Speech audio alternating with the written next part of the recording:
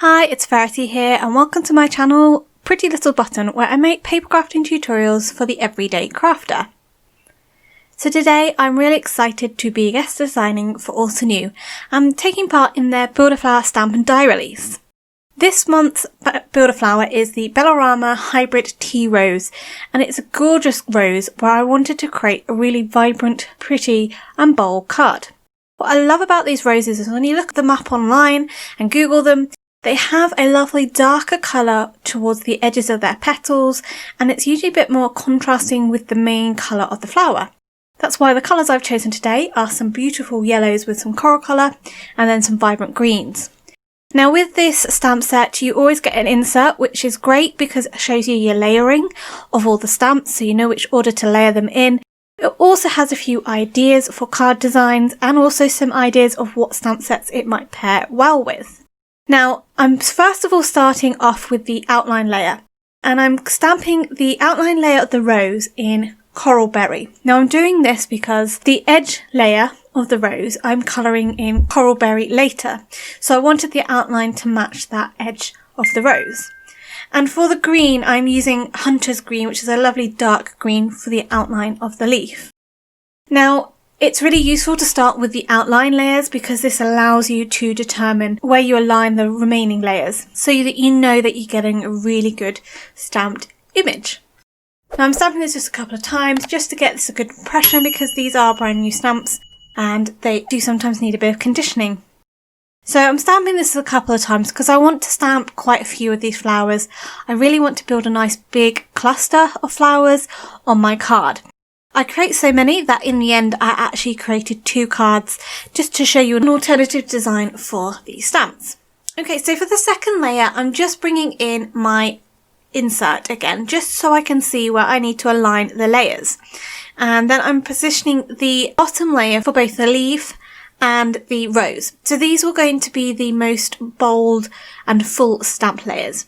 These you will want to stamp in your lightest colour of ink, because the colours we put up over the top of that will be more darker and creating shadow and shades.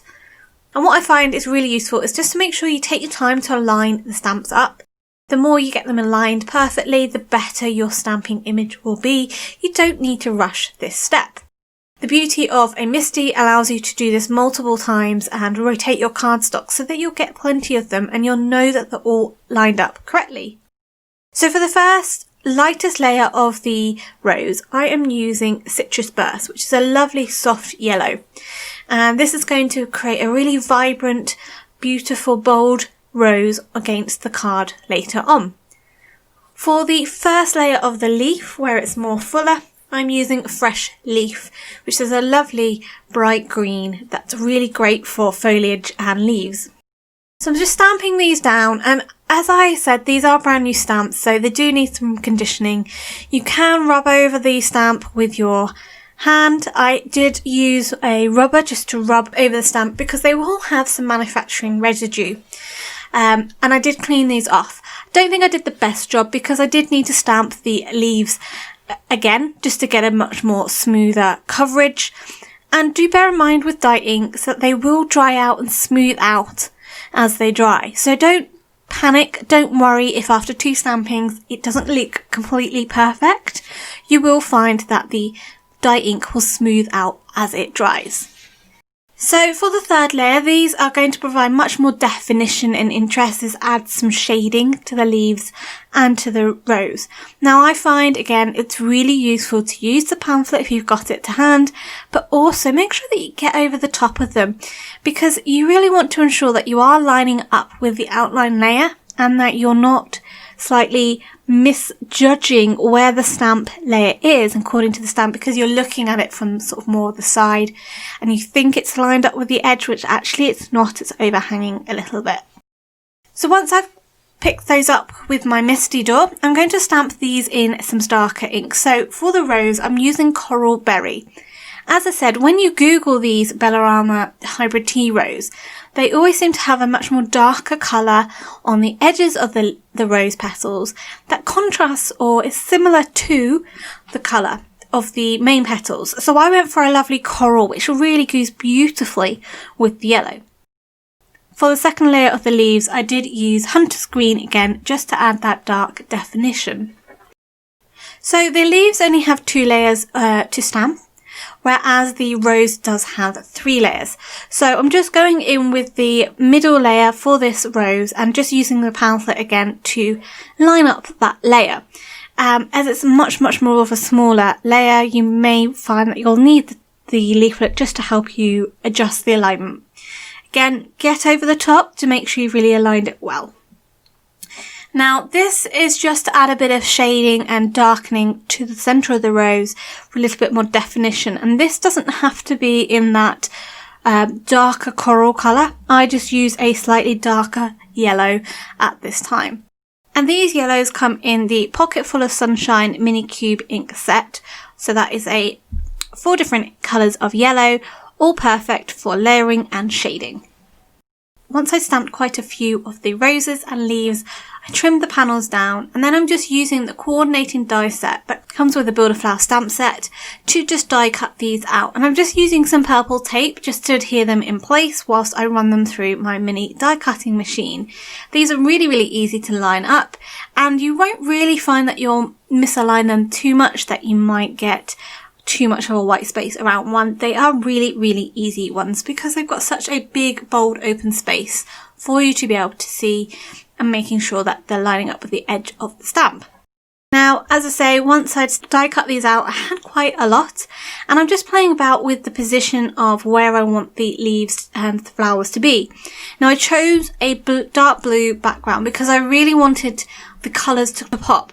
I really wanted to make quite a bold, contrasting colours that really zing from the background and really create a really happy and vibrant card. So I'm just fiddling about just to get a rough idea of where I want to position them, and I'm creating a nice kind of cluster along one side as though the flowers are draping down into this view of the card. Now I wanted a little bit more interest to the background because although the blue was beautiful and really popped, it was a little bit flat. So I decided to use my broken chevron stencil just to add a little bit of texture to that background. So I've adhered the stencil down over the blue background panel, and then I'm going to use a blending tool brush along with some white pigment ink just to add a bit of ink over the top of the stencil, just to create a soft textured background without adding too much bulk or depth or dimension. I adhered the stencil down using my Pixie spray because this is quite a thin and delicate stencil. The Pixie spray allowed me to add some repositionable adhesive to the back of it, adhering all of the stencil down, and I could easily remove it. This allowed me to pounce my blending tool over the top and not worry that the stencil is going to be moving about too much and creating sort of a very blurred or fuzzy stencil impression, which you can sometimes get. Once I removed the stencil, you can see that lovely chevron pattern, and it creates a little bit more interest. I then went and started to adhere the flowers down. Now I'm using a variety of different levels of dimension just to create interest, tucking some of the flowers beneath each other or overlapping them, and then I'm also going in with all the leaves and popping them in place. Again, using a variety of different dimension just to add some more interest to the background. Now, when I was doing this, some of the flowers or some of the leaves would overhang the edge of the card, which I wasn't worried about. I wanted this to look like we were sort of looking in on a vignette, really. And you've just got a sort of window that you're looking through, and you wouldn't see some of the bits that overhang. And that when I got it all assembled, I then used my paper trimmer just to trim off all the excess. Now don't worry, you're not going to waste any of that excess because you can use that to fill in some of the gaps and make it a bit more padded out. Again, making the vignette looking a little bit more realistic because it is much more fuller. There are more leaves and roses. So as I said, I did create quite a few roses and leaves. So I had quite a few spare full ones left over.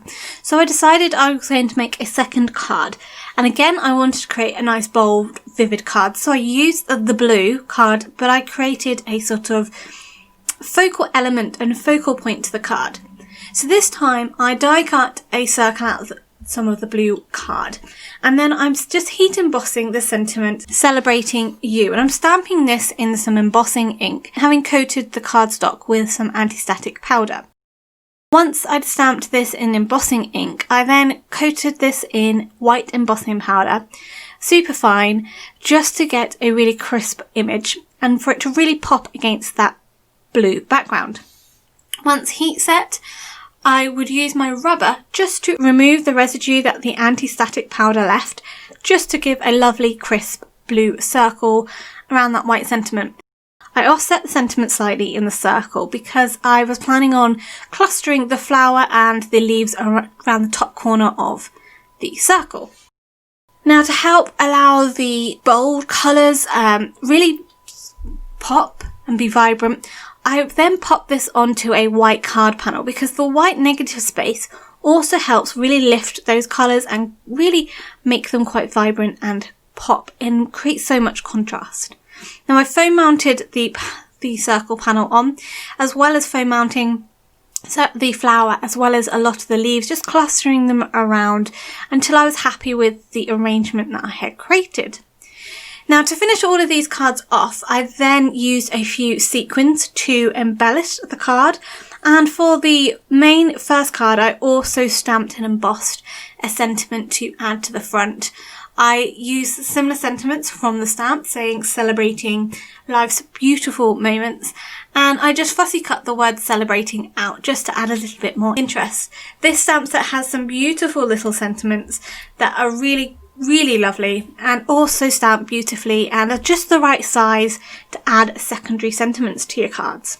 As I said, this is part of a blog hop on Altenew for the Build a Flower Bellaroma Hybrid Tea Rose Stamp and Die Set. So make sure you do check out my blog where you'll be able to find more information as well as about the giveaways that are going on and to find the next stop on the hop. Make sure you leave a comment over there for your chance to win as well as the other stops along the hop. You'll find links to the products used in today's video in the description box below. And if you enjoyed today's video, please give it a thumbs up and why not leave me a comment as to which out of these two cards is your favourite. I think the first one is still my favourite. If you're not a subscriber already, I'd love it if you think about subscribing, and why not hit that bell icon to be notified when my next video is up. Until next time, happy crafting!